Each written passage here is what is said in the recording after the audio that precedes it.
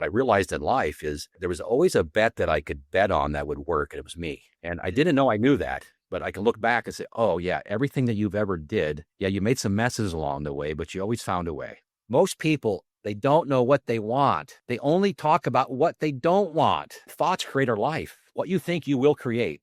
And that's just not possible not to. So I started to believe, I started to get some belief about myself. I started to see that, wow, you are powerful beyond measure. You can create anything. You realize how powerful you are as a human being. You're like, dude, I don't need the answer. Answer's like, what happens when the answer doesn't work? Because that's pretty much what's going to happen. Might have some different contexts of our backgrounds, but none of us are that different, really. You'll figure it out. You always do. And that's been the story of, I think, most people that I know, we always figure it out. Human beings are amazing. If they only knew how amazing they were, they wouldn't question themselves. But thoughts show up and you think, oh, I don't know if it's going to work out this time. Well, dude, it's worked out every other time. Why wouldn't it work out this time?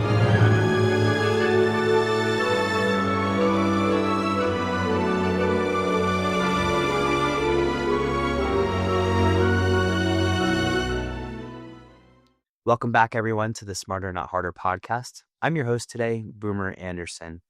And, well, it's been a while. But today I have the pleasure of having someone who I met in a chance encounter. And he's one of those people that kind of sends you off in a different direction once you meet him. He spoke to me in a different way, taught me the value of language and how it creates. He also taught me a lot more about coaching than I had ever known before. And so my guest today is Bob Hurd. And I stress this word when I describe Bob, but he is an elite performance coach. Bob grew up on a cattle ranch. He then went from a cattle ranch to the Navy, Navy to Navy recruiting, to then going on to selling over $50 million a year in hot tubs. Along the way, he discovered coaching for himself and discovered that he wanted to be a coach. Now he works with elite level performers in industry, in medicine, and a whole bunch of other areas. Today, we get a little bit into Bob Hurd's coaching method and really just scratch the surface. We talk a little bit about leadership, way of being, the idea of listening, thoughts, and how we can reshape our thoughts, and how ultimately we can move our lives, reshape our stories, and become elite level performing people, whatever that means to you. Bob, I have to say, this is a pleasure because it's been so long since I've talked to you in a virtual way, at least live. So I'm so glad we're going to have this conversation today. Boomer, so good to see you. So good.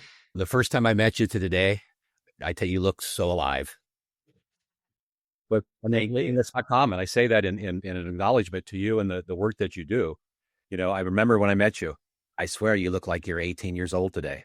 Oh, thank you. I mean, look, your eyes are bright. You're alive. It's incredible. Like, it really is. I'm just so inspired by you. And I remember when we met. You can go ahead and ask the questions. But remember when you met, you were at the crossroads and taking a new journey in life.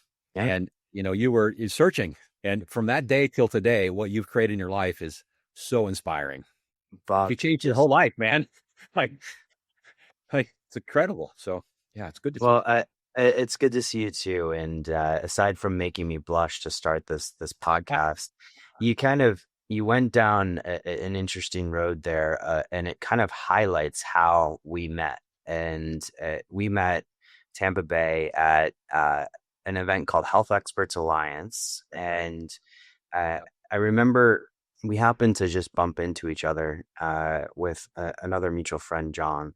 And there was something about you that the way you talked, you just exhibited just there, that made me like a sort of that light bulb go off in your head. And you're like, I need to get to know that guy a little bit better. And it's been a wonderful journey since then, getting to know you, everything that you've done in your life. And I want to first, maybe we'll start with that entrepreneurial journey, because prior to you going into this realm that we'll broadly label coaching, you had a bit of a journey of yourself. And I would love to hear how a guy from South Dakota ends up in Houston, and just take us on that road. Thanks, Boomer. Look, it's again, it's so good to see you today. That look, you've asked a big question, and the entrepreneurial lifestyle or journey for me, it started, it started younger than that. I grew up on a cattle ranch, and my first gig as an entrepreneur was pigs. I'll never forget this. I was so upset about this. I got a pig for Christmas. In my family, that would have been normal because we did all the barbecuing. But It was and the sow she was pregnant, and we had 12 piglets. And I remember staying up all night when those pigs were born. And, I was a kid, and what I wanted like a motorcycle or a new horse or something, man. But I got a pig, right? And I remember, I look back at that. It was such a gift because that was, I remember I raised those little piglets and fed them, and then sold them off. And I started buying bottle calves from the dairy farm up the road. I'd feed the bottle calves and then sell them off. And so it started quite young, and eventually led to the military. But the entrepreneurial part was, we fast forward after 12, I spent 12 years in the military. I was in the submarine service, and what that taught me. So the early ranch life in the submarine world, look, if you know anything about the submarine world, which most people wouldn't, it's pretty rigorous duty. And it just like ranch life, the Midwest of South Dakota, it's really cold in the winter. In those winters, like getting up like every 2 hours to check cows when you're like 13 and 14 years old, like that just isn't cool, man. Your friends in town are, playing basketball, and they're having fun and sleepovers and going to the movies and stuff. And you're like, oh, see, so all the way back to those days, it's the greatest gift I was ever given was those experiences. Because you asked the question about being an entrepreneur, is what those did was they really produced an opportunity for me to learn how to work and how to survive and how to thrive in situations that weren't ideal, because that wasn't an ideal situation on that ranch. I promise you, I could tell stories about that for a very long time. But it shaped me into the man I became. So when I became an entrepreneur, it really was more out of it's more a survival. It really was. By that time, I was a single father. My son was, Chris would have been in the third grade. We had no money. And what happened was I got lucky. And when I was in the Navy, my last tour was, I was a Navy recruiter. And now this is pretty wild. Now this is a long answer to your question, but I was a Navy recruiter, and it was an impossible fit. I was an introverted, scared little kid from the ranch that went to the submarine. And now I'm in this recruiting position, and I'm afraid of people, man. And that's not a good combination. And my life is upside down, man, in so many ways at this time. I'm married. My son had just been born. And I go to Navy recruiting. What happens is I find out that I really like people. So the accidental extrovert. Yeah. I really love people. It was, and what happened in that recruiting job, and that's really how as we fast forward through this, that's how coaching became such a perfect fit. I didn't know it, but what happened in the recruiting was I really couldn't believe I got paid to do what I did, because my entire life up until then, like in the middle of winter in South Dakota, I remember in the wintertime, my hands, they would just be so cracked up, they would bleed all winter long. And it was, it was hard work. And I was a kid then. Like, I say kid, we were working hard when we were very young. And now I go to the submarine world, and it's pretty vigorous too. Living conditions aren't great. And all of a sudden I'm sitting in this office, and all I do is talk to people, do some paperwork, and drive a car around. I'm like, wow, I get paid to do this. This is amazing. And I get to change people's lives. This is really cool. So it was, like you said, it was accidental in so many ways. I remember when I showed up at that recruiting station all those years ago, I thought, this isn't going to go well, man. What am I going to do? I have no social skills, from the ranch to the submarine. I got no social skills, man. I can't talk to people. And here I am. And again, at the same time, my life is an absolute disaster at the time. So we fast forward in these experiences. What happened is, in all things in life, is my experience in my life is that the things that happen to me, and I attempt not to make judgments out of situations that happen, because they always end up, the things that look so bleak in the moment, in my experience in my life, they've always turned out to be the absolute best things that ever happened to me. And there's never been an exception to that. And how long did it take you to frame it that way? Because I imagine in the moment, like when you're, let's say, a recruiter, or let's say it was a desperation out of survival, as you mentioned with Yeah. Chris, which Yeah. which I met your son. He's a great guy. And some people roll up their sleeves and get it done, as it sounds like you did, and then other people fold. And so, how do you, is it Kenny Rogers or Kenny Loggins? Then you got to know when to hold them, know when to fold them. How did you know when to hold it and just keep going through? Well, look, I honestly see what your question. I don't have it's a way of being. Mm. Who I am as a human being is I just find a way in life. And when I work with clients, that's the thing to instill is that no matter what the situation is look, we'll find a way. We find a way, we'll create gold out of the situation. So when you ask the journey about the journey about being an entrepreneur, I had no money. What money I had invested in something that didn't work. Well, it was very little. By this time, I'd left the military. I went to college, uh, worked nights when I was in college as a dad, and we just got by. We shared I was 29 years old at that time. I shared an apartment with two other college guys. My son and I shared a room together. We just figured out a way to just figure it out, right? So Mhm. now we fast forward to this question you've asked is there's no money. And what happens is I really get lucky because I had no plans I ended up in the hot tub industry of all things. Right. And I say that I really never considered myself being in the hot tub industry. I was in the people business. Yeah, and how does, because were you a hot tub fan? Like what was the opportunity that presented itself? can see Bob at a party and maybe he's in a hot tub and you're like, wow, this is a great idea. But Look, I have one hot tub experience in my entire life until then, and I can't share it with you on this episode. we'll save that for the private Yeah, channel, right? yeah, yeah. My life flashed before my very eyes that evening. But look, and again, it was when I say luck, it was luck. I bought a used hot tub.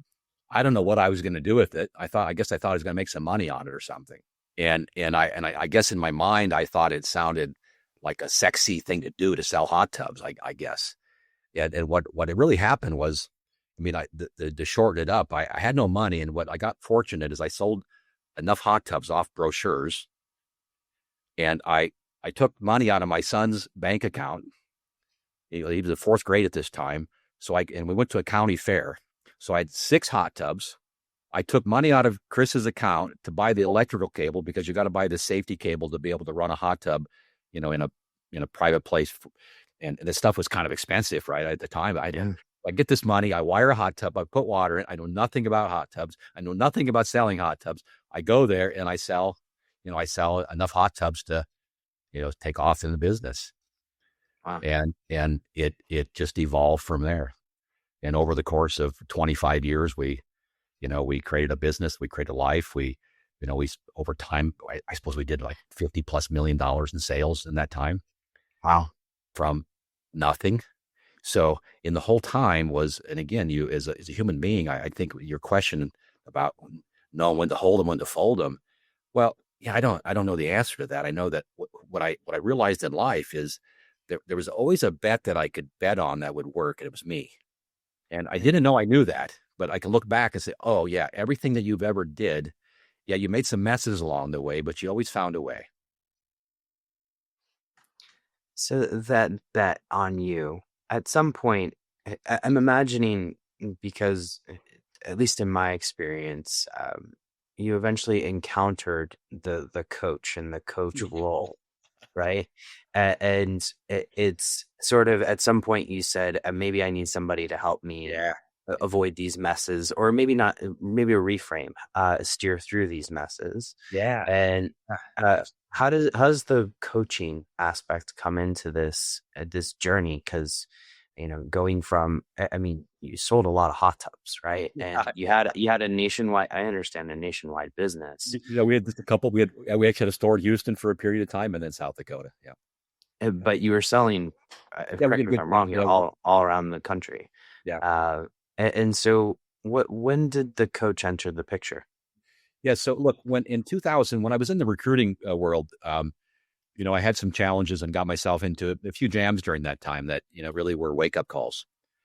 And what happened is I started to, at some point, to become interested in people like Brian Tracy, Zig Ziglar.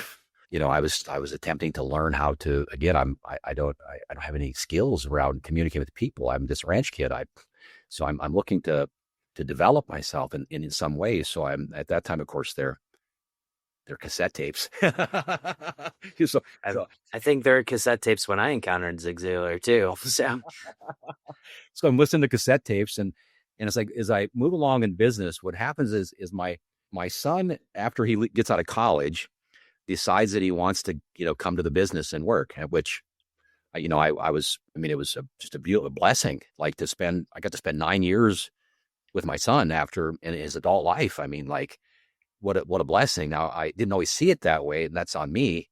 But it was such an opportunity to spend time and but what I found about the business was that, man, I got to get better.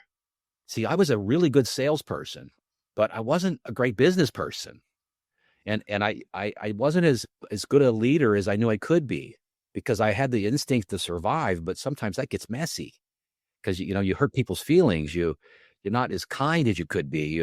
You get worked up, and I'm coming from this lack mentality my whole life. I have this mentality. There's just not enough money. I'm going to run out of money.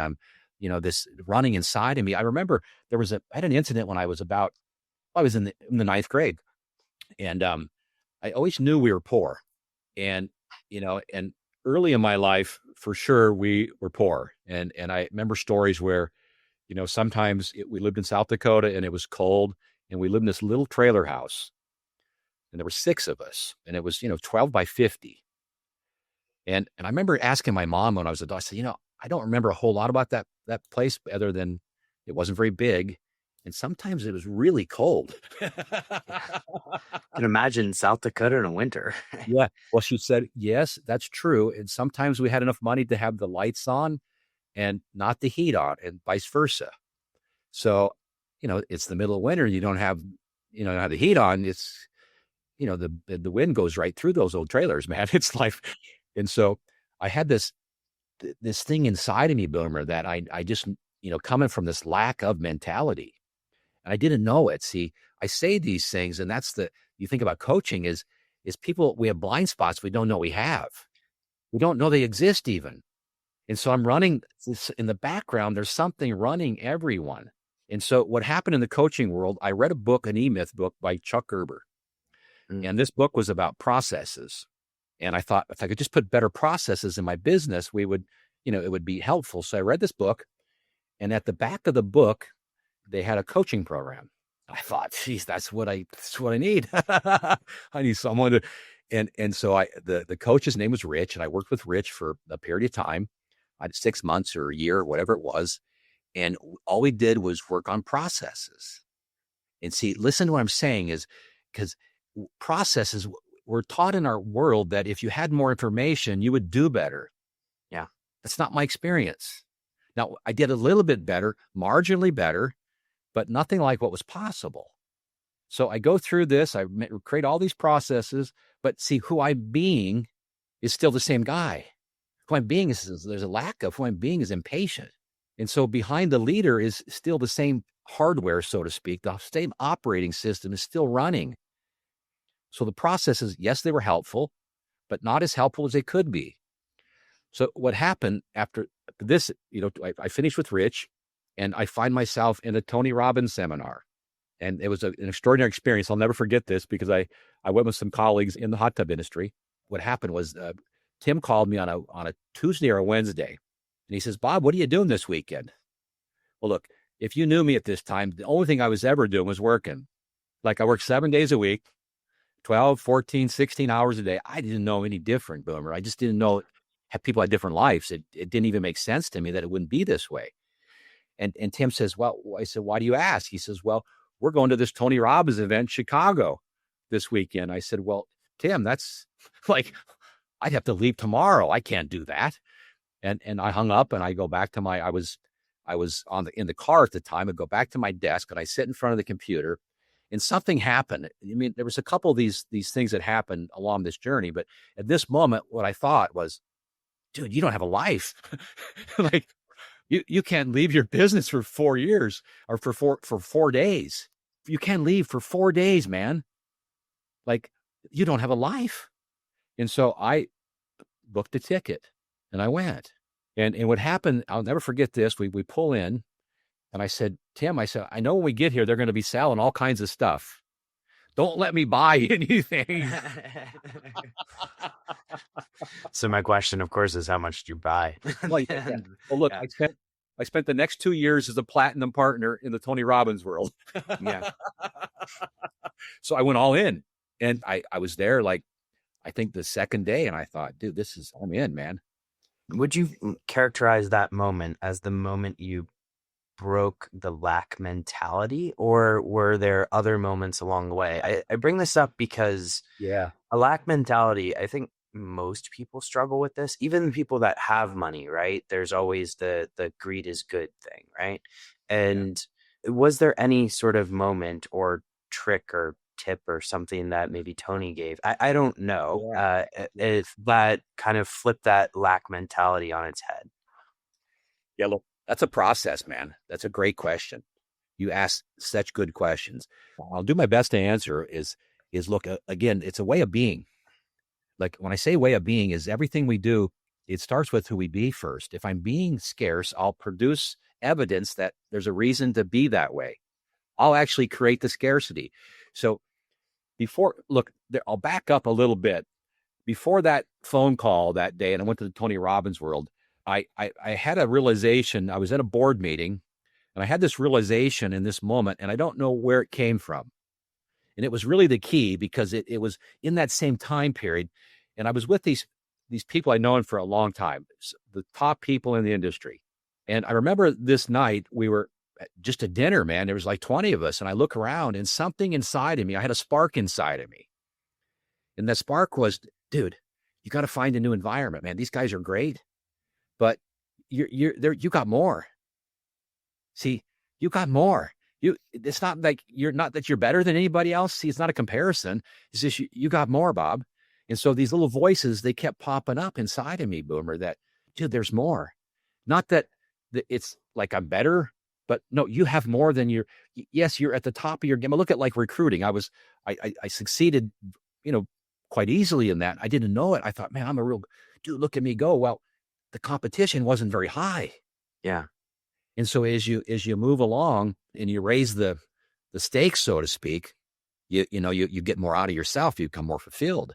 But your question around having abundance is really what it's a fascinating thing is what we don't understand is, again, most people is we go to these seminars, even in the Tony world. Tony's extraordinary what he does, man. No one can, he's served a lot of human beings over the course of his life.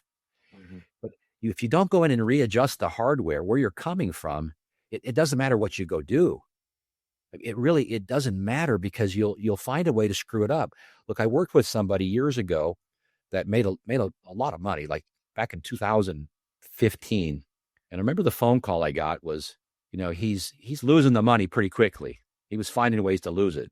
And they said, he's got a problem. He can't tell anybody. I said, well, yeah, of course. And what I realized at that time, to answer your question, was that he was a brilliant guy. So brilliant, man, successful. But what was running in the background was the hardware said, I am poor. Yeah. So who he is being, I am poor. And when you give a man hundreds of millions of dollars that's poor, in the background, what it'll say is the message is, I'm poor. I got to get rid of the money. Now, listen to what I said everything I ever would say or do is quite simple. I like to use farming analogies. I grew up on a cattle ranch, man. That's what we did, man. We grew stuff, we raised stuff. And if you think about the soil, and I know there's environmental things that happen, but typically speaking, the soil, like the subconscious, it does not care what kind of seed you put in it. If you want to grow tomatoes, plant tomatoes. I'll grow them for you. I don't care. If you want cucumbers, put cucumber seeds in. I'll give you cucumbers.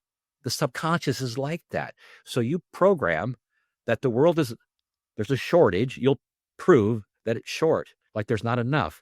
So the message in him, I'm poor. Okay, I got the message. Let me get rid of this money you're getting. So your question is brilliant, and you think it's a process. It's not like you see little things along the way, and you see more and more. It's not like, oh, I got it. It's no, you got something, and there's more to get. Is that responsive to your? It makes I'm gonna try and choose my words carefully because I know I'm talking to here, but it very much encompasses the question, and what I would just as sort of a response to that, if I were to kind of reframe it in my own language. So the soil can be part of something that we received when we were younger. Maybe something we picked up by either, in your case, maybe being on a farm, or and for certain people, their parents, right? And we may not be aware of the constructs of that soil or the recipe that makes that soil. Uh, and there's points in time where you might get glimmers, whether it's at a Tony Robbins event, or let's say, I mean, I used to go to church, right? And there's certain things that you're taught within a religious context, or at least the one that I belong to, that may impart a certain flavor to that soil. And it's only over time and work that you're going to see, and it's almost like peeling apart an onion, right? Like, it's not as I tried to look for that one thing that you knocked out. It might not be one thing. It might be a dozen, 2 dozen, however many things. Yeah, for sure. So what you said is accurate. Is we are environmentally conditioned, and we don't normally see it. It's like if you think about a fish is in the water, the fish doesn't think about, am I in the water or not? It's doing what it does. So as human beings, we just do what we do. We don't question it. When you talk about language, if you listen to how people speak, you look at their lives, you get a pretty good idea about where they come from, because the words fall out of their mouth. The words of scarcity, they fall right out of people's mouths. They don't see it.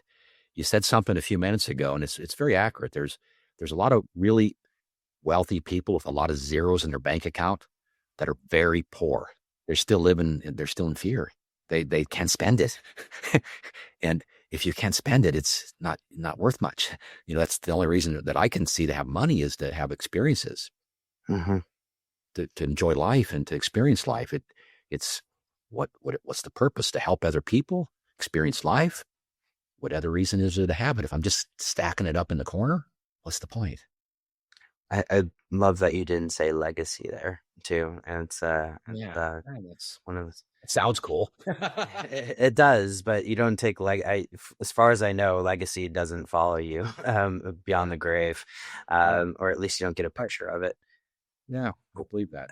Let's continue down the timeline of Bob, right? Because you've interacted with Tony, and you now have had a few experiences where you're starting to get those glimmers of knocking out that scarcity. Oh, I did this, and maybe I should reframe.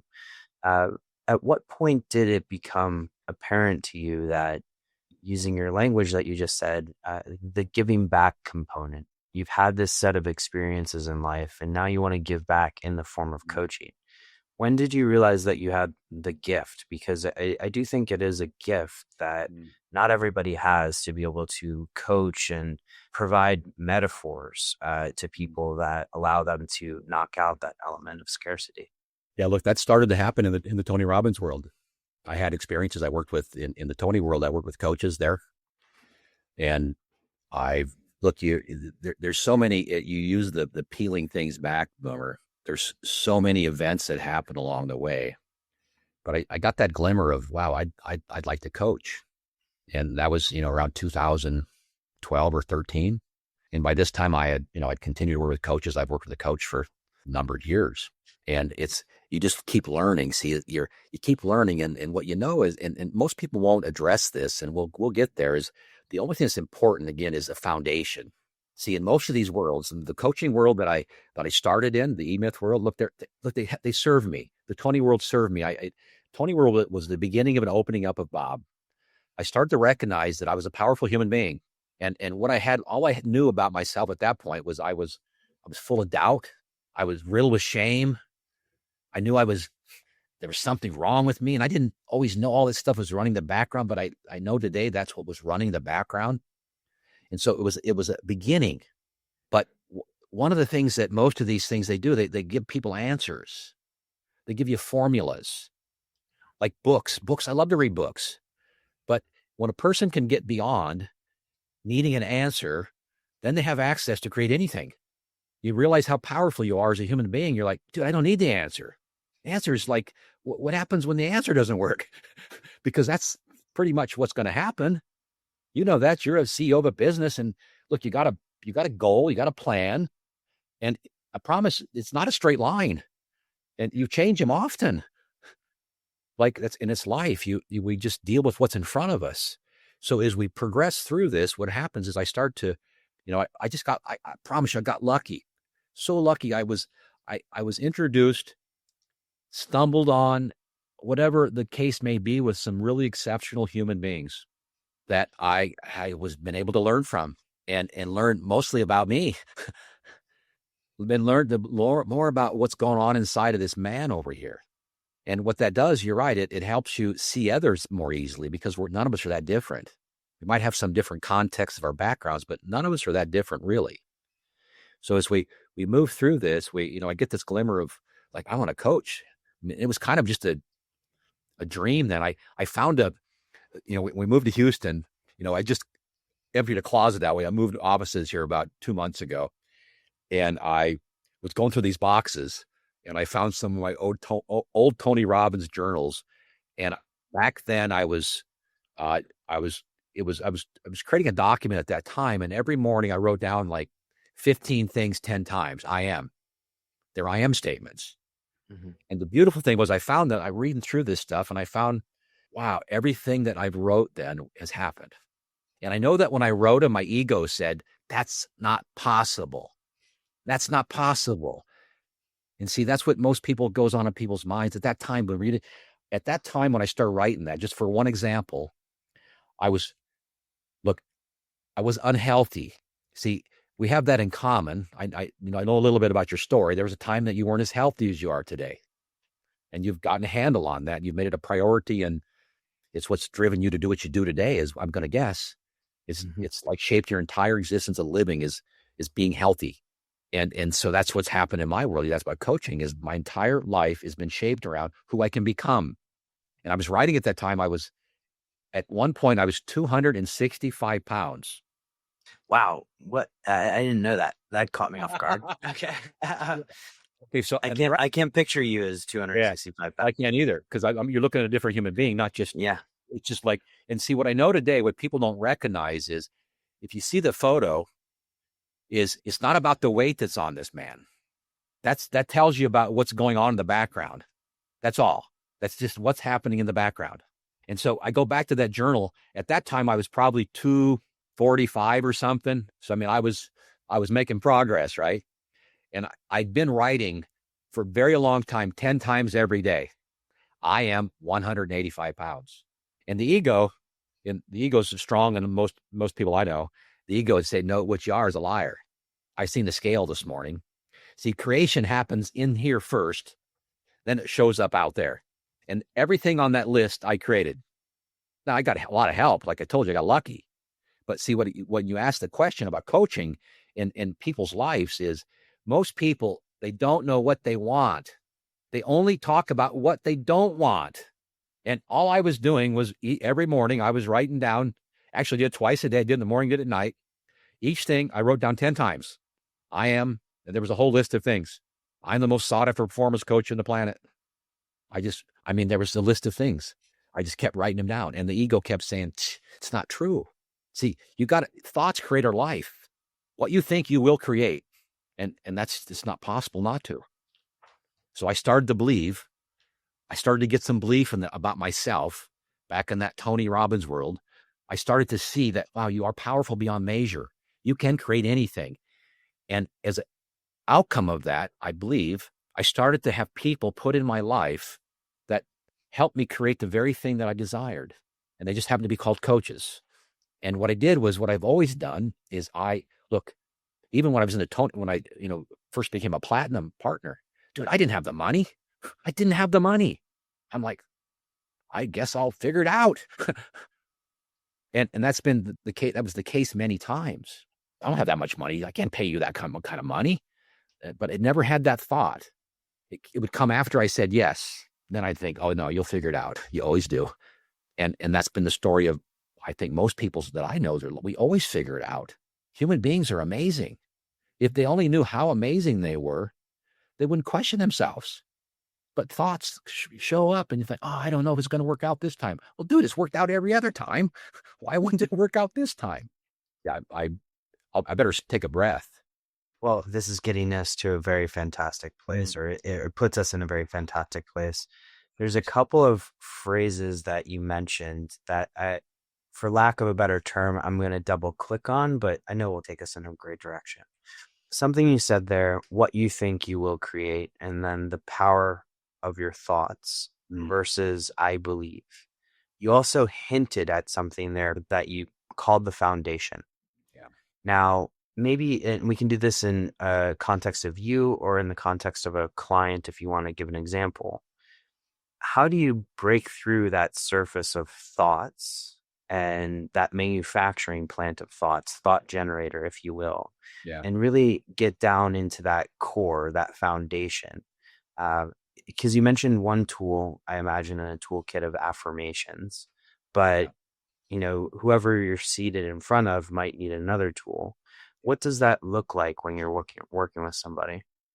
Yeah, that's a great question. So when I was doing the affirmations, that's a great place to start. And the challenge with that is there was another layer that I was unaware of at the time. There was a lot of resistance to those affirmations, and that was the beliefs underneath of them. As you said, the foundation. It was what's produced the life you have today. Where are the thoughts? See, as you said, thought generators. What thoughts am I generating? Well, we've created identities. The thoughts are just our identity. That's all they are, is from the time and we know this intellectually. This is nothing that we would ever speak about it's not really not intellectual. You see, it's common sense, but so people just hear it and they think, oh yeah, I understand that. Well, okay, great. But that's not useful. It's the action. So when you start thinking about what generates the thoughts, well, there's a term, and I'm sure you've heard the term, it's called listenings. And when you went to the course, for example, it was Werner Erhard. He's the one who coined the term already, always listening. And so when you think about your wife, Betsy, you've made up a story about her. You don't know her, or you think you know her, but you just have these thoughts and these ideas, this construct, as you said, that you've made up about her, and that's who she is for you. And it's great. Well, look, what we don't realize is we've made that up for ourselves also. We have listenings of ourselves. And those listenings are the thoughts we have, thoughts we have over and over again. Look, it's proven. Neuroscientists, they know that the majority of thoughts that human beings have are negative. That's not me saying. It's just, you listen to people speak. They have negative thoughts. They're repetitive. Most of us have the same thoughts. It's not like they're not my thoughts, they're just thoughts.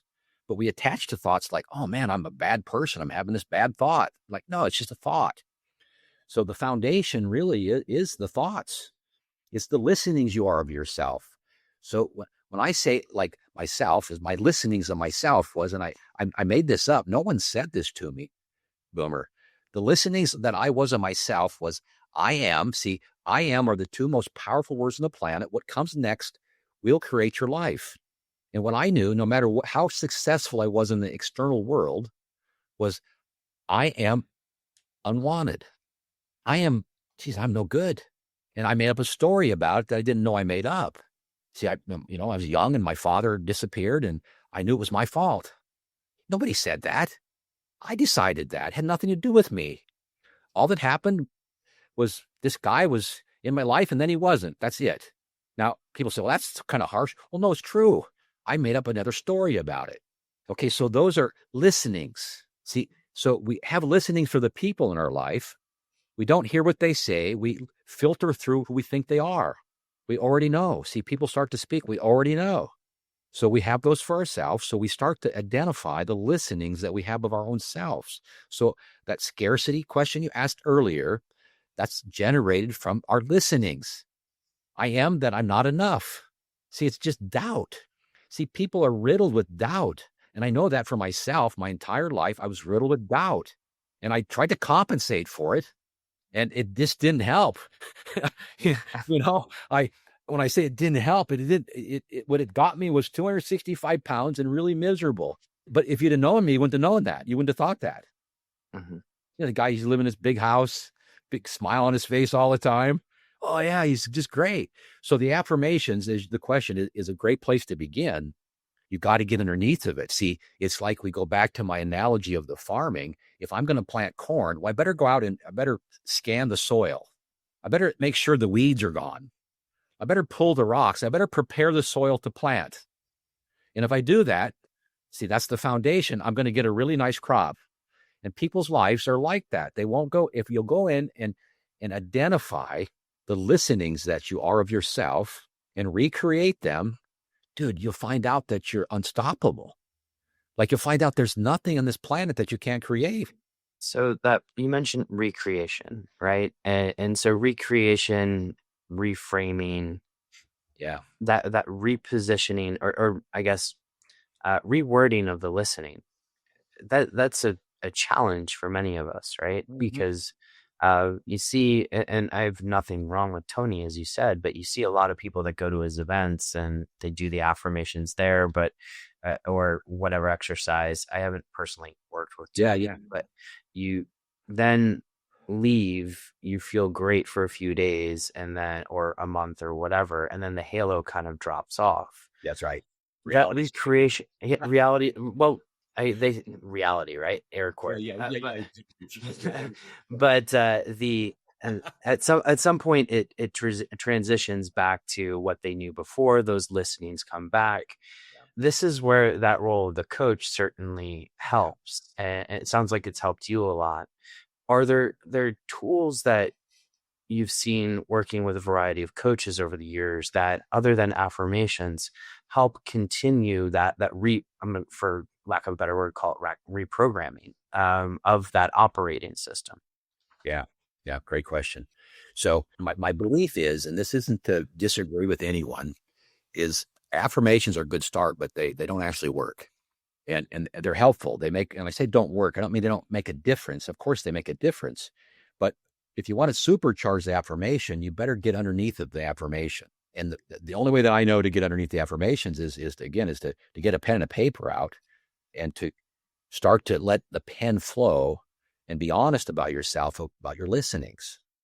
So just whatever the hell is going through my head in the moment. Because they're not, and it's a difficult place to get to. See, the question you're asking is something I would do in a creative space with someone. And what happens is people shocked. I did this experience with Steve Hardison. Steve Hardison, known in the coaching world as the ultimate coach. And he's coached for 33 years. He's made as big of impact on me as any person on this planet times 10. And in his office, we start to, he starts to ask the questions and we start to identify the listenings. And the first one that comes out, that just falls out and it starts to go on the paper and the ego says, no, that's not true. Well, of course it's not true, but that's the ego. What's running the background? It was, I am a failure. And see, if you look, well, no, I'm not a failure. I got a good life. That's not true. And then I just trust the process. See, if you trust the process, and see, it doesn't mean anything. It didn't mean I was a failure. It just meant that that's where I was coming from. And so you get the pen and paper out and you start to identify the thoughts and what you really think of yourself. See, I'm a failure. I'm unwanted. What I have to say, no one wants to hear. See, those are all things. I remember him asking a question one time, Boomer, and it's around this. And I was preparing to go do a talk. And he said, I got a question for you. I said, yeah. He said, when was it not okay for you to speak? When did that start happening? And he was kind of emotional. Or I thought, yeah, I said, I know. See, and that's another thing that's, if you think about what I just said, was every experience that you've ever had from the time you were born, maybe even a little before then, it's there. It's there. It's all there. So he says, when did this happen? I said, look, I know that I know. I'm not seeing it in the moment. And I left it there. And I was, woke up in the following night about 2 a.m. and, one of those things hit me. And my stepfather had a favorite phrase he used. It was, you're an idiot. There's a lot of other ones that doesn't encourage somebody to speak. That's for sure. There's a lot of other things he said that I can't share here, but And so what I didn't realize that all those things were running in the background. I'm an idiot. I'm stupid. See, I heard that so many times that I believed it. And I didn't know I believed it. And so if I looked at my life, I was compensating. I was doing a pretty good job of compensating for it. I didn't know. And so as I started, so the pen comes out, I start to write these things. I'm a failure. And see, again, the subconscious mind, the soil it doesn't care. It doesn't mean anything to that. It's like, okay, I'm a failure. Okay. So what that means is you go create a whole bunch of success and you find a way to screw it up. And you don't even see that what creates that thing. And so I've seen so many things like that occurred in my life. And I thought, oh, that's what creates that whole dialogue. So underneath the affirmations is the listenings a person is of themselves. And there's a process that we can work with to have those be altered. See, this thing is flexible, man. I always say it's like Play-Doh. You can recreate it. You can use that little tiny pea brain of a conscious mind that we have, which we all know is very small. It's like 60 bits. The subconscious mind's 1.2 million. So the conscious mind has no power. We don't think like most of what you and I do today. There's no thought. It's just automated. So we have all this automation that happens, and that we can do is we utilize that to our benefit, because those messages that I just shared with you that I'd taken in along the way, look, I decided that. No one did that to me. I found out I could alter those messages. And see, the truth is, I knew I wasn't a failure. It was a judgment. It was a judgment. It was untrue. So the process that we might use is called compassionate self-forgiveness. And what that looks like is I forgive myself for judging myself for being a failure. For the new truth is I am successful beyond measure. For the new truth is I am unstoppable. And so every time there's so what that done for me was that I created a whole document. I took all those listenings that were unuseful and recreated a document that was true to who I was, not the stuff that I decided along the way. You know, I had a brother and a sister that died before I was born. They were born unhealthy and they didn't live long. My mother was supposed to have no. So think about this. I look back and I said, man, this poor kid, man, they died and somehow she was supposed to have no kids. And then I came along. And what happened was they would always say like, oh, you're a miracle. And what I heard was, dude, how'd we get stuck with you? Like they didn't make it. Why we gotta have you? And see, nobody said that to me, man. I made that up. So now I'm coming from internally. See, people don't think they got this. That's the funny thing is anyone that listens to any of this, most people say, I don't have any of that. That poor guy. Well, good for you. I promise you, I don't know a soul on the planet that doesn't have unuseful listenings of themselves. And they're not true. Again, they're judgments. So the process is real simple. You take all the non-useful listenings, the I am statements, I'm a failure, I'm unwanted, I'm unintelligent, I'm unsuccessful. The list goes, you'd be amazed at what comes out. And you take that and you recreate a document that's actually truthful. And you make that document a living document that, look, I speak it, I say it daily. And what it is, it's a created future. It's like when I'm writing, I'm 185 pounds and my ego says, no, dude, you're not. I just seen the scale. You're 255, man. You're a liar. I'm creating a future. The ego wants to take the past and put it in the future. And it does it very effectively and efficiently without us seeing it. So my job as a coach is to create a new future, not take the past and put it in the future. And most people think, no, I learned my lesson this time. Well, if you're human, more than likely, whatever your past looks like is what your future will look like, unless you recreate the whole thing internally. When there's so many questions here, Bob, and I know we're not going to be able to cover all of this today because there's so many ways that I can go about this. But when you're going through that exercise of really sitting down, uncovering the listenings, and then from there, the event that occurred that may have led to, in your case, not being able to talk or speak up, or what you mentioned. How important is it to handwrite this down versus, let's say, typing it? I don't want to focus necessarily on the nuance, but is there some sort of art there that in getting this out, it releases itself faster? And in the event of the release or that recognition of the event, Did everything was it like a domino falling over, or was it then a series of actions and repeated actions and repeated actions that sort of led to the soil becoming the soil it is today? Oh yeah, absolutely. So repetition, see, that's what's created us. The beliefs we have is just repetition, and that's all we can. It's all practice. Over. We just get better at it. So I do believe that you need a pen and a paper. I don't think typing. Yeah, I don't think typing. I mean, look, I think it's a good place to start. And I'll tell you what. When I took these non-useful thoughts that I had about myself. Now you got to know at this time of my life, I've done affirmations. I've been doing this. I've been coached. My life is successful. I'm doing well. And I realize I still got this stuff in the background. We forgot to mention that you're an expert windsurfer too. So Kite surfing, man. kite surfer. Sorry. Yeah. Oh, dude, I love that. Yeah. So if you look at that, it is repetition. What I do, and I did this often in the early days of this document, was I wrote it right-handed.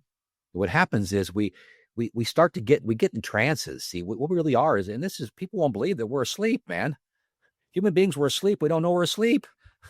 It's like the fish doesn't know it's in the water. We're just living, and everybody around us is doing the same thing, so we don't even question it. So what I did was I wrote it left-handed. And I wrote it left-handed every day. And it didn't matter whether you could read it or not. That wasn't the intention. But I had to slow down and really think about what I was writing. And every once in a while, I'll write it left-handed just because I'm going to write it left-handed today. And so it's a process. And what happens is, so one of my I am statements is, I am that I have a mind that's full of peace. And sometimes I have unpeaceful thoughts. And so, but I have a place to go to. When I see the unpeaceful thought, I forgive myself. See, again, it's compassion, self-forgiveness. It's a judgment. I'm peaceful. I promise there's not one of us born not peaceful. Look at kids. Kids are freaking awesome. They're free.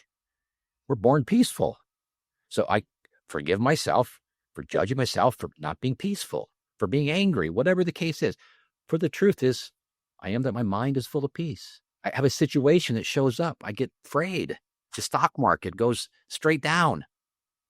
I'm like, oh, that's not good. I'm like, oh, see, I'm fearful. I'm being afraid. Being afraid. It's a way of being.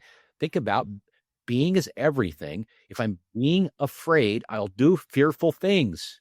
If I'm being angry, I'll do things a being angry person will do. None of it's useful. So I can recreate, take a short second. I can see it. I mean, it happens like this now. Just recreate the thought, and it has me see something different. But it takes repetition. What happens for people, see, humans, we want instant results, man. We live in this world that we want things quickly. Well, go back to nature. So I took this document that I created, and I had this beautiful woman called her name's Terry Broughton in London, paint a picture of me in my document as symbols is in the painting. And in this painting we put bamboo trees in the painting. And what it is, it's a picture of the transformation of my life. And the bamboo trees, the symbol of the bamboo tree is what we're speaking about here, is the foundation of bamboo tree. This is why people have a hard time doing the work that really matters. They want to make money. Money's easy to make. Dude, it's everywhere. It's like air. It's like, dude, you're afraid of money? Dude, it's freaking everywhere. That's crazy. But we want to get the sexy things quick. And so we skip the hard stuff, which is where all the juice is, man. So you think of the bamboo tree, and what happens is a bamboo tree, you plant the seed, you come back in a month, nothing. You come back next year, nothing. It's like, it takes 5 years. And people said, why would you plant bamboo trees, man? They don't grow. It's like, why would I do that document thing and recreate my thinking? It doesn't work. Well, I promise you it works. The bamboo tree. And then what happens is almost overnight, the bamboo tree shoots up like 60 feet. So for 5 years, what's happened is it's built the foundation that's going to support the 60-foot bamboo tree. And that's what this internal work does for human beings. See, once you build that, you can create anything. It's simple. It's almost like too simple. It's like, dude, really, this is all there is to it. I just do this, and I just have belief in myself, and I I know that I got all the answers. I don't need the answers because I know always. Oh, wow. So the thinking again is, you see, you cannot not create what you think about. Not possible. All right. Wow. Wow. If I think, look, Brumer, so if all day long my thoughts are, I'm unstoppable. I am that I always find a way. I am that I see beauty in all things. I get a thought, I get a judgment about somebody outside of me. I know that it's not the person outside of me. See, we don't see with our eyeballs. We see with our brains. So we don't see the world the way it is. We see the world the way we are. So when people say, man, this is a shitty world we live in, I'm like, dude, oh, that's unfortunate. I mean, it's like, it's not the world you're looking at. It's you. You're looking through you. It's the mirror. The mirror reflecting on itself. Yeah. So you alter the listenings, the mirror changes, you see everything different. The stock market crashes and you say, wow, this is such an opportunity. You know that already because you're in the investment world. You've mentioned this phrase quite a bit, and I want to bring it here because you mentioned this phrase, and I've heard you say it many times over the years, the way of being. And that way of being is that core, if I understand your conversation and how we've gone this path correctly. And that core, I guess, one of the perks and downfalls of our society, and I say that again, knowing who I'm talking to here, is you set a goal, you complete a goal, and there's a destination always in mind. Yeah, of course. And so when we're talking about this way of being, is there a destination that you arrive at that is way of being, or is it that onion that never seems to get to the end, the perpetual onion, if you will? Yeah, maybe if we can expand on that way of being concept a little bit more. Yeah, look, yes to everything you said is, as I say, I'm a masterpiece. I'm under construction. You see, so way of being is, it's funny when we talk about way of being is, and look, I remember the first time that I heard the way of being, I had no idea, like, what the heck does that mean? Like, way of being, like, and it made no sense to me. So the question, and I understand today more that why it wouldn't make sense, because as soon as you start to try to explain a way of being, you've lost it. It's the label that has no label. Is like how somebody describes enlightenment, right? You can't. Yeah, it has no words. Yeah, and the truth is, though, you're always being. It's just, who are you being? Like, it's, who are you being? People say, what do you mean by that? Well, yeah, no, who are you being? If I'm being produces. See, think about being. Go back to the farm analogy. Being is the seed, and what I know is, if I'm being kind and loving, the fruit that I'll produce will be really tasty. And if I'm being angry, vengeful, the fruit that I'll produce, not good. See, who I'm being is everything. It comes out of us. When you think about leadership, you think about being a leader, it's not a title. It's not some position. It's a person that takes on a way of being as, look, I'll find a way to get this done. It's a person that knows they don't have the answers. It's a person that's curious. It's a person that shows up to learn. See, we don't know much. See, I'm very clear that I don't know much.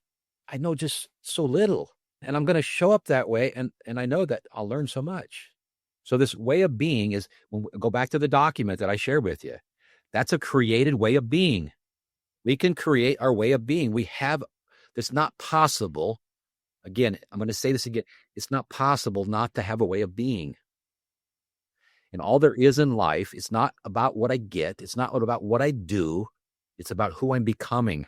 And we'll use you. Look, you're brilliant. Look, I'm so inspired by you. I think, again, when we met at young age, to realize that, wow, I'm in an environment that's just not going to work for me. Yes, I'm making a lot of money, and that's cool, but that just doesn't align, man. I'm going to die. And see, what happens with most people, they lose track of who they're becoming, and they end up with a bunch of stuff, and who they've become is, dude, they're, like you said, unhealthy, they're unfulfilled, and they don't know why. They're unhappy. The kids won't talk to them. Now, their second wife, no one likes them. So who they become in the process is, they've lost track of themselves. So yes, it's not a destination. See, we teach this in society too much, is from the time we're small, there's always some place for us to get to that's going to be better. Like there's a destination. It's always external. And the truth of it is, no, it's not. It's if you go internal, the external stuff becomes real simple. So who you're becoming, yeah, it's evolution. You're always becoming something. It's not possible not to. That answer the question? Oh, absolutely. I want to step this into the domain of leadership, and we've talked a lot about working on the internal operating system. You've used different words for it, and how that eventually produces a way of being that you can do whatever you want. Really, you work with some pretty high level leaders, for lack of a better word, whether that be in the corporate domain or others. How does this work? Or how does it manifest in that leadership role? And along that way, are there particular elements to the way of being or constructing that way of being that lend themselves to being a better leader? Let's say, for example, somebody is the head of a company or head of a state, and you're there to, or you've been asked to help them be a better leader. Are there particular aspects of the work that that kind of frame it and put the guardrails towards leadership rather than being, I guess, the way of being able to serve everything? I guess domaining towards leadership, if we can get there. Yeah. So the conversation we've had up until this moment all applies. Yeah, exactly. It's sort of, I know everything is kind of building on itself here. And if there's additional bits that you've seen that have worked either in your own journey or others. Yeah, look, one of the key things, and I think so. Everything that we've set up to this point about identifying how a leader sees himself. Look, if you don't see yourself as a leader, it's difficult to lead, right? So you get back to the core of what's again. You use the term operating system. I think that's perfect. And one of the things that I discovered along the way was, and I knew this, I don't know, sometime after the military, and it took me a while to actually get a hold of this, was being a leader is what I really teach people to do is to become the most powerful acknowledgers on the planet. See, remember, you always create what you find, what you look for, you'll find. And if you look, there's in leadership meetings and corporate, a lot of the meetings, what they do is they identify all the things that aren't going well. Like they go in and they talk about what didn't go well last week, where we didn't hit our numbers, where this, that, and look, they talk about all the stuff that's not working. So I had someone that I've worked with for several years, and I remember about a year ago, they were having some challenges, and I said, look, so this is what we're going to do. This week, as you go through the clinics and you go through and you see what's happening, I want you to notice when you find something wrong, and I want you to recreate that, and I want you to look for what's going well. And all you can do between now and next week is acknowledge where things are going well at. And when you do the weekly meeting, what I want you to do is you can only talk about when we're well this week. See, that's it. Like, that's all. Like, leave the rest of it out. And I promise you'll be shocked. And what happened is I started to identify this in my own life. Is I go back to what I shared with you is I don't recall growing up ever being acknowledged. I acknowledged for when I screwed up, but never like, dude, you did a great job. That's amazing. And so what I realized, like in a company, like if you take any company and I believe that you could double the revenue so easily with one thing. And I know it works, is you become the most powerful acknowledger in the company. And I developed a word, and the word came out of my mouth when I was speaking one time, and it was, and I've heard the word before, but it's called godsiping. I recreated the word to be good sip, just so nobody would get, everybody could live with it. And what that means is what we do in life is, you think about being a leader, you think about organizations, is if we could learn to become the most powerful acknowledgers and point out where people are doing well. So if you want to double revenue, for example, all you would start to do instead of gossiping, see, it's the recreation of gossip. What happens in a company, and when somebody the CEO makes a decision that people don't like, well, they go talk about it. Yeah. And that creates. See, what we know about creation is every word that comes out of my mouth creates something. It's not possible not to. So if I'm over there having unuseful things to say about the decision the CEO made, what I got to know is I'm creating something. but people see they're not awake to that. So you take the gossip out and you find a way just to build people up. See, people don't need correction. They really don't. No, I get there's some guardrails, some training and things like that, but people need to be encouraged. They need people to see the good in them because they can't see it in themselves. People got their minds running all day long about where they screwed up at, how they should have done better. I should have been nicer to my kids this morning. Man, I should have done this. I shouldn't have spent that money. This is going on in people's minds all day long. And then they go to work and they get to hear more of it. So if you take a leadership role and you look for the good in people, but see, you got to see it in yourself first. And people don't. Look, we were in the Dominican for the holidays. And I'll give you an example of this. And it's all leadership, man. I'm leaving. I'm going to get coffee. And I'm in the car and I get overwhelmed. I thought, man, I love my wife more every day. I just stopped the car and I'm like emotional. I thought, wow. And so I get the coffee, come back and I tell her, of course. I said, well, I just love you more every day. I'm so lucky. And she looked at me. She's quite smart. She goes, you don't want to know why that is. What'd she put in the water, Bob? Yeah. No, I'm joking. Well, she's Chicken. No, what did she say? Yeah, what did she put in the water? Well, she was coming. She said, it's because you love yourself more every day. So being a leader, see, it begins and ends with being a self-leadership. If I cannot create my own thoughts about me, I won't have very good thoughts about you. If I can't see the good in me, I won't see it in you. See, leaders don't need the answers. I always thought as a leader, I needed to know everything. And sometimes I acted like I did and I didn't. And that wasn't useful. I had brilliant people around me and I didn't know it. So the world's full of brilliant people. And what you do is you go to, if you're going to be a powerful leader, you go to coach the brilliance out of your people. You see that what they can't see about themselves. See, that's what happened in coaching for me is they seen things in me that I didn't know existed. And they pointed them out and I didn't believe them. I thought, oh, you just want my money. like, no, it was true. So being a leader it's just about growing people, developing people. But you got to start with you. It always starts there. Does that answer the question? Oh, it does, and so much more. I kind of knew I was risking that question because everything that we've talked about thus far is built to that point. I know several people that I talked to before this wanted to get some insights on leadership and how you view it, but you answered it incredibly well. Bob, I want to be respectful of your time here, and I think this is a great place to break. This, again, incredible conversation. Every time I get the chance to bump into you, talk to you, whatever it is, I'm always grateful. And thank you again for coming on the show. Is there any place that I can point people to find out more about Bob Hurd, or where you'd like them to follow you or not follow you? I can't remember if you're keeping a public presence these days or if you're just laying on the down low and I've asked you to come out to say hi. Yeah, look, you can reach out to me on my websites, Be Hurd Coaching. I am on Instagram and Facebook and LinkedIn, but just go to the Be Hurd Coaching. It's a great spot. We'll put it all in the show notes. The one question that we always close with everybody on, and curious of your answer because this could go in many different directions. What's one advice that you would give anyone listening today to live smarter, not harder? Wow, that's a great question. Yeah, we could go a lot of ways here. Man, be kind to yourself. That's the first thing I think of is acknowledge where you started and where you're at.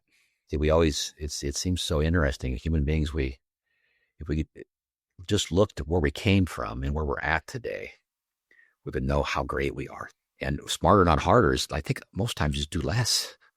Just do less. Bob, always a pleasure. Thank you so much for taking the time today. It's been wonderful to get to know you over the years. I'm going to have to come through Houston sometime soon just to recreate that moment where I met you in that conference. But thank you for your time. I really appreciate it. Boomer, thank you. Hey, thanks for the work you do. Dude, incredible. It's been so much fun to see your transformation of your life since I met you in Tampa to today. Look, you're a guy that can, you're a guy that can create anything. You find a way, man. You're extraordinary in so many ways. Thank you for saying that. So I started this conversation blushing. I'm ending this Yeah. conversation blushing. No, Uh, good work, man. Really Thank good you. work. So much fun to watch you navigate your life in such a powerful way and to look new frontiers. Like you're not, there's nothing, my experience of you is there's nothing that you're afraid to go do. Like, you're like, I'll figure it out. I don't know anything about that, but that's okay. That's because that's what it was when I met you. Like you and I were the only two people in that room that weren't doctors. Seems to be the story of my life these days. That's very true. So, Uh, yeah, so good work, man. Thank you. Thank you. And to everybody listening, uh, have an absolutely wonderful day. We hope you've enjoyed this conversation. Thank you, everyone, for joining today's podcast with someone that I'd call friend, Bob Hurd. Yes, he's an elite level performance coach, and I really appreciate how he walked us through shaping the way of being, how we can reshape our stories to reshape our lives. Every conversation with Bob, I take something away. I implement it, and it has been incredibly life-changing in many ways. So if you want to learn more about Bob and his methods, go to beheardcoaching.com. And you can always check him out on the socials. He's on Instagram and LinkedIn. As always, I appreciate every conversation that I have with Bob, and I hope you enjoyed this one as well. You can check out more on YouTube, Instagram, wherever you follow us, at homehope.org or at Transcriptions. And we look forward to hearing from you soon. Take care, everyone. Have a wonderful and blessed day.